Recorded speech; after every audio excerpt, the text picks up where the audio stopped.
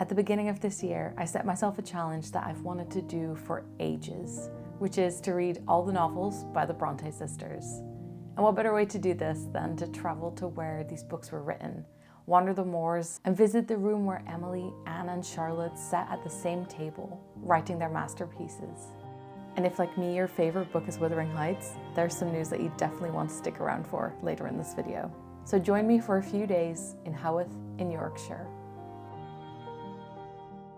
Ahoy, my name is Sana and I'm currently in the place called Haworth. I have been here before and it is possibly one of my very favorite places on earth. This year I made a New Year's resolution to myself that I wanted to read all the books by the Brontë sisters. The only ones that I had read were Wuthering Heights and Jane Eyre, so I have 5 left to read. I'm filming this in September and I was not doing great up until now. Basically, I decided to take myself to Haworth, to delete all my social media for the week and to just be surrounded by the nature that the Brontë sisters were living in. And by creating this atmosphere, basically making me feel like, what else do I want to do besides read these books? So here's what I'm planning on reading while I'm in Haworth. I've never read anything by Anne Brontë. Poor Anne. This happens a lot. Last time I was in Haworth, I bought Agnes Grey. I actually have a stamp in the front from the Brontë Parsonage. I know nothing about this book, except that it is thinner than A Tenant of Wildfell Hall, which is her other book. I'm listening to the audiobook version of Villette, which is about, I'd say it's over 20, maybe it's 21 hours. And I've made a little dent in it so far. I'm like 2.5 hours in. I knew that for this, audiobooks were going to set me up for success. So those are the 2 books by the Brontës that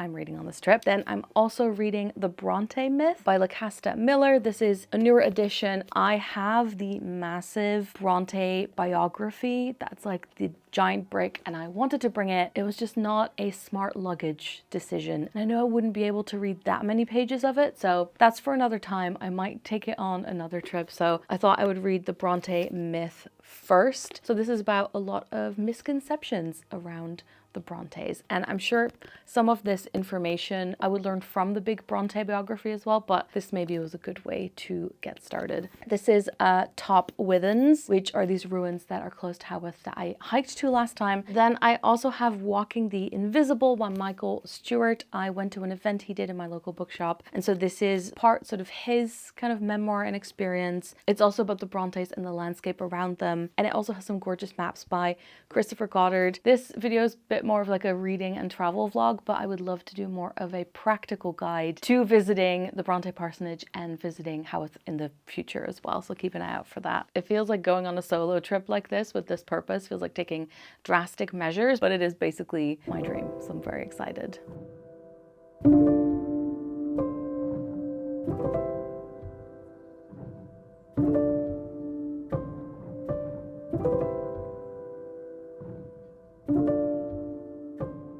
Good morning. I don't even know if you can see my face because I'm wearing my hat and the sun's right behind me, but I need to use the little cobbled walls as much as I can as my tripod. I had the intention to walk to Top Withens, which I did last time. Because it's so hot, it's going to be 25 degrees, the sun is burning, it's 9:30 now. I'm just going to walk to the Brontë Falls, which is a way less challenging walk, but it is on the same route. I went to some of the local shops and picked up some cake, and I've got a lovely baguette, and the idea is that at Brontë Falls I'm going to read and just kind of, I guess, recreate what the Brontës used to do, which is just spend some time there. I've really realized that I love casual walking and I can do that for a long amount of time, but what I like most is just I want to be in nature, and very often I need to hike to get there, so I don't need to plan long walks for myself. I just want to have enough time to actually like be there and spend time there. Let's keep walking.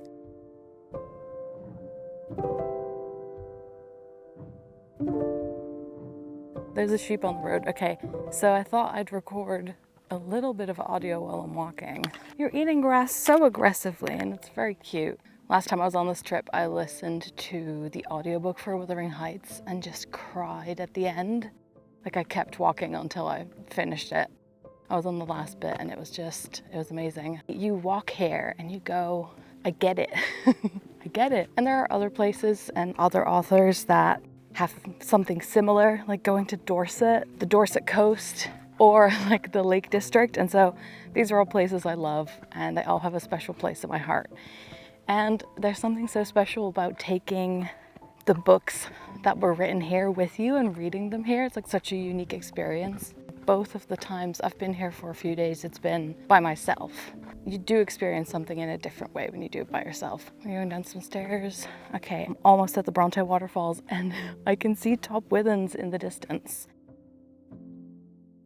I was excited to see that I had the Brontë waterfall mostly to myself, and I found a little hidden spot close to the running water. I ended up reading the infamous introduction that Charlotte wrote to Agnes Grey in an attempt to save Anne and Emily's reputation, which is much discussed in the Brontë Myth. And I spent some time really taking everything in and sketching the beautiful landscape. And of course, taking some self-timer photos on the little bridge while I had it to myself.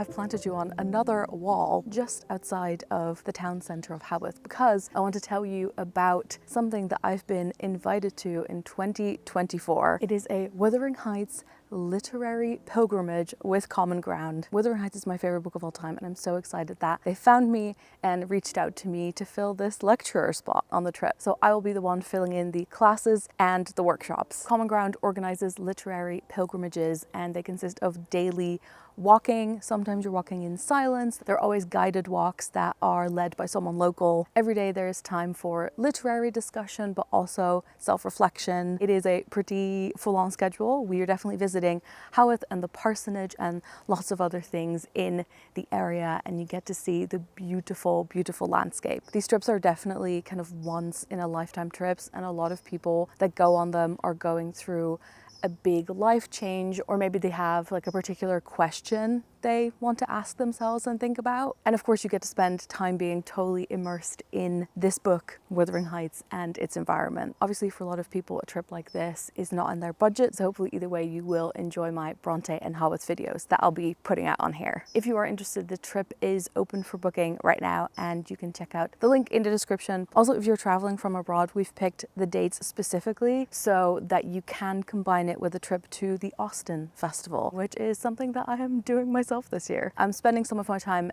on my own Haworth trip, doing more research, thinking about the themes and the workshops and the lectures. So it's like obviously the perfect setting for it. And actually while I'm in Yorkshire at the moment, I've gotten the chance to meet some of the organizers. So it was really nice. We'd only talked online before and I got to see them in person. If you have any other questions, I will link a bunch of info in the description, plus a Q&A, and you can always email Common Ground if you have any further questions about the trip.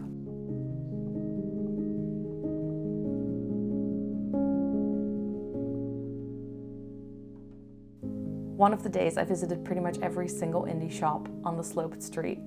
They had stunning stained glass, and of course there was the Cabinet of Curiosities, which is a must visit. There's a beautiful local bookshop and the church where the Brontës are buried, which hilariously had a stall with some really great Brontë merch. Notes on Villette so far. It is by Charlotte Brontë, so the author of Jane Eyre, and it is about this young woman who unexpectedly travels abroad to become a sort of governess to the children of a woman who runs I guess it's a boarding school. And this character is feisty, lots of energy. Even the narrator of the audiobook is like going at quite a high pace for everything that this character says. It's definitely one of those where you need to get through that first bit, like the first 30 minutes, 45 minutes, not very exciting. And then suddenly we're jumping in time, we're starting a new career, we're traveling to France without a plan, and then working at this boarding school. Now she's suddenly being like thrown in front of the classroom and she's a teacher. Things are definitely happening. It's no surprise that Charlotte wrote a lot about governesses and boarding schools, but didn't know what Villette was about at all. So it's been a nice surprise that it is on this topic. I really want to read some more modern historical novels that also deal with this topic. There's a lot of French in there. It's sprinkled in. If you get it, you get it. If you don't, it's fine. And also just wanted to mention that like there's no shame in going to Wikipedia, looking up the plot of the book. If you're not sure which character you're dealing with, if you're not sure if there's been a time jump, or if you feel you might have missed something, go to the plot, read up to where you are, just double check that you're doing okay. Because I'd been traveling the day before, today I thought I'm just gonna go into town and walk all the way down the really steep street and go into all the little shops. The shops here are so good. So many of them are independent. They also have very different things. It's been very highly curated, so I love that. So I got this, a book called Yorkshire Literary Landscape, an anthology. And so it's all these pieces of writing related to Yorkshire. Some of it is really small. There's some poetry, there's a little introduction to each author. So I thought that would be perfect, also for research purposes. Then there was a shop that I kind of imagine they would have in Salem or something. It's in the building where there used to be an apothecary. And apparently this is where like Branwell Brontë got his laudanum. Bit dark. And it's now a soap shop, but it's very much in the style of an old apothecary and it looks beautiful. I bought the soap, they make it themselves. It's called Woodland Witch, Black Amber, Patchouli, and Moss. Then there is a like vintage clothing shop that it's one of those shops where it feels like you can't even browse because everything is like on top of each other. But there was a little box of handkerchiefs and they were all £1 each and some of them were very stained. Like washed, but just stains you can't get out. But this one looked absolutely pristine, has beautiful detailed edges, and I might try and embroider my initial on it myself. Finally, there's this shop that sells, I mean, everything was gorgeous. The stained glass. It was the daughter of the person who was at that point running the shop. Maybe she is the shop owner, but she collects vintage finds and she sells them on Etsy as well, so I'll link it below. And I love buying something secondhand, but especially if it's really well curated, it just makes the shopping experience a lot more fun. So I got this ruler and it said it is a boxwood folding ruler, Townsend Emporium Vintage Finds for Your Delight. It says it's from the 1930s and it is in inches. Will this be a prop or will this be a sewing tool?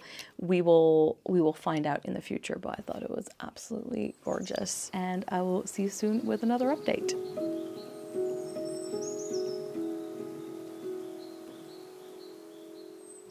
The second to last morning, I got up early because I wanted to catch the morning mist.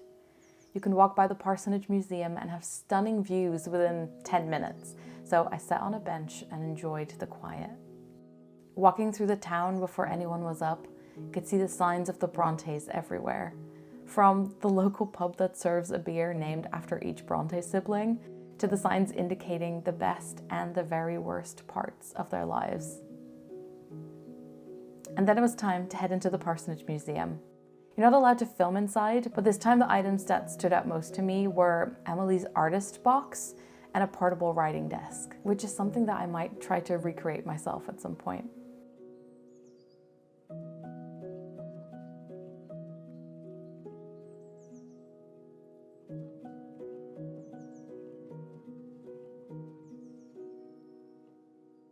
First of all, how good is the wallpaper in this room? I'm a little jealous. I am wearing my pajama bottoms because I spilt an entire glass of iced coffee over my skirt. So Villette, I am now about 6 hours in, so maybe that's a third. I've just gotten to the end of part 1. The first bit of the book that I didn't enjoy very much, and I was wondering like how it was going to be relevant, now makes sense. And it's relevant. As with most classics, the moment there is some sort of mystery that the main character's trying to figure out, I don't know what's really going on. Like, it feels like you're supposed to know what's going on. So I've kind of just decided to just vibe with it. It's fine, I'll figure it out. I don't think this is gonna be a winner with me. I'm gonna have to make my way through them to know which ones I love, and I think that's fine. Like, it's by no means bad. It's just missing an element that would make it more interesting to me. I mean, I don't love all the Austins either. Like, I really did not enjoy Mansfield Park. I thought it was really boring. I just backed up all my self-timer photos that I took at Brontë Falls. We'll see if any of those are successful. I'm really used to having Jer with me on trips who takes like the best photos of me. I'm almost done with my crochet work as well. Oh, and I rewatched the ITV Wuthering Heights, which is so camp. Tom Hardy with a wig.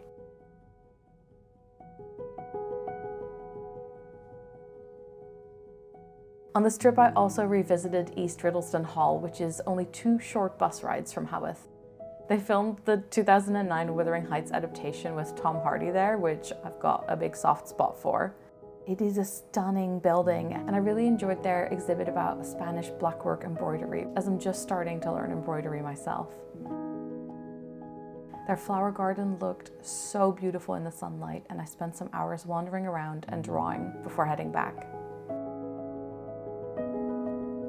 Let's talk about the Brontë Myth. I was going to crochet while doing this update, but I think I need to go through the book to tell you things about it. So far things have been very Charlotte, and then I skipped to what I thought were the Emily chapters, and they were still pretty much about Charlotte. I feel like this is probably going to be the reality of reading things about the Brontës because Emily didn't leave much behind. I tabbed some things, lots of interesting conversation about Charlotte being really convinced of her talent from a young age. Same with Emily, but then how they respond differently to being told that maybe they should practice and learn new things. Charlotte was happy to take that on. Emily, less happy. Charlotte writing to famous authors and poets and them going, ooh, you're a woman, you probably shouldn't be doing this. And then that same person, her brother Branwell had sent poems to him and he was like, a good job, keep going. Where's the balance between being a woman in an age where they didn't want women to write stuff and having confidence in yourself versus being overconfident and not being able to improve because you can't take on criticism? A lot of things about what made Jane Eyre so special and how Charlotte developed her voice, and about how some of the reviews of Jane Eyre were saying it's like a soul speaking to a soul when you read it. I love that quote. It took Charlotte a while to be able to like embody a person and write from the experience of that person. The Emily chapter I'm reading at the moment, Interpreting Emily, is a lot about how Charlotte changed some of Emily's poetry after she died in dealing with her own grief, but also being really concerned about their reputation, Emily and Anne's reputation in death, but then also, I guess, Charlotte's reputation and the impact of that while Charlotte was still alive. And then changing poetry, sort of neatening it up, but also changing like the meaning or the narrator of some of it. The main character in Shirley has a lot of signs of her also dealing with Emily's death, and even though the character and the story are quite different, there's a lot of things in there that people say kind of reflects Emily's personality.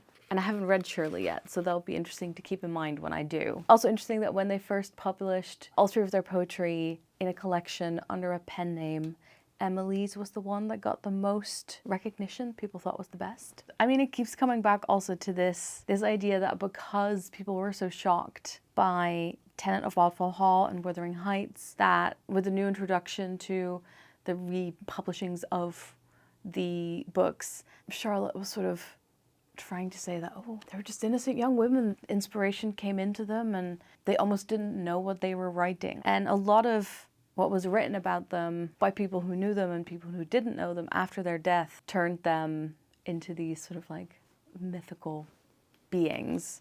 That is what this book is about, and debunking some of it. I would really like to make a commonplace book, which is where you sort of write all your favorite quotes from books you've read. I would really like to just have the quotes from this that I thought were the most interesting in one place instead of having to go through it. Every time I'd like to remind myself of the stuff I learned in this.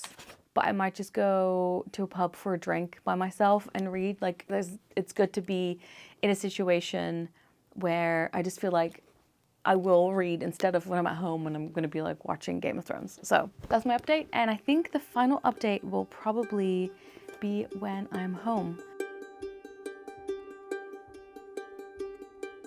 And then came the day to say goodbye. One last peek at the parsonage, one last hour of reading in my favorite cafe, and at the pub overlooking the best view of town.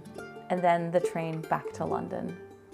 All right, let's do a final update coming to you from home. So happy and grateful I got to spend a few days in Haworth, and then I got to relive it while I was editing this video, which was so nice as well. I still have a few hours left in Villette. The pace is picking up a little bit, a few more things are happening, a character has returned, we have a gothic moment. Really loved a conversation that just happened in the book about childhood and memories. Children have feelings, children are people, which obviously was one of those discussions that was being had, and I know it's a theme in Jane Eyre as well. I'm basically making myself finish Villette before I move on to the next Brontë novel, but I think with the pace I'm going at, that should only take me maybe another 2 days and then I'm ready to move on to the next one. It's not going to be an all-time favorite, but I am excited to compare it to the other ones and also just to read more about it. The Brontë Myth is incredible. I have underlined so much. I've got tabs, I've got folded corners, and I'm really excited that I didn't save this for when I'd finished all the Brontë novels. Like, this is